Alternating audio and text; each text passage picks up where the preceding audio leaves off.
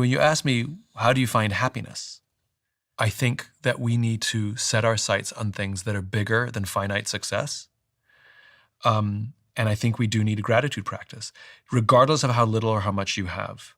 To be grateful for what you do have is a profound impact. I went through this with the LA fires, right? I was very lucky that my house survived and I didn't have to get evacuated, but the evacuation zones were getting closer and closer. And two things happened that were profound that live with me now. One which is resolvable and one which is unresolvable. We were all obsessed with this app called Watch Duty, which is how we tracked the fires. It basically took all the publicly available information and put it in one place in a really amazing way. And one of the things we were watching was the wind, because if the wind shifted, it could profoundly impact your life. And I remember having this experience, like we were all watching the wind and the wind went away from me. And I thought, oh, thank God. And in that moment, I knew that somebody was looking at the app going, oh God, no. And it's not like service where I'll eat a little less so that somebody can eat more, or I'll give up some of my income so that somebody has. It's not one of those, I don't want my house to burn down so somebody else's house doesn't burn down. And I had to live with this paradox of how unfair the world is, that simultaneously my relief and good news was somebody else's stress and bad news, and there was nothing I could do to change that. But it's the second part, which is the evacuation zones were coming a little closer, and they were one zone away from where I live.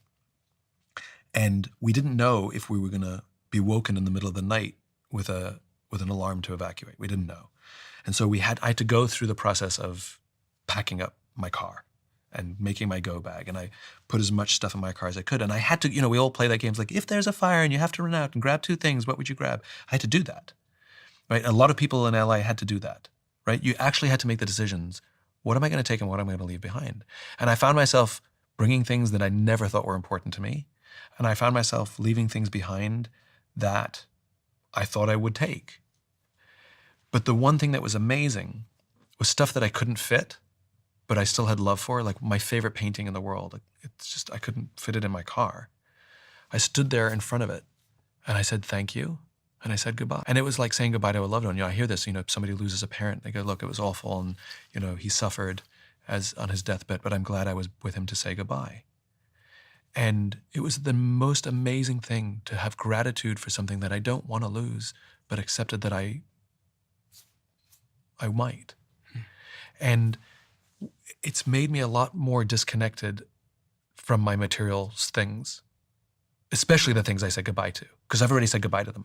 And I think this idea of gratitude for what we have, but also you're going to lose your parents. All of us will lose our parents. Hopefully, they don't never have to say goodbye to us. But if things go well, we're going to have to say goodbye to our parents. And we can't be angry about it. We want to say thank you for the times we had. And I think to have that level of appreciation for everything in our lives, how temporary all of this is, I think it makes you happier.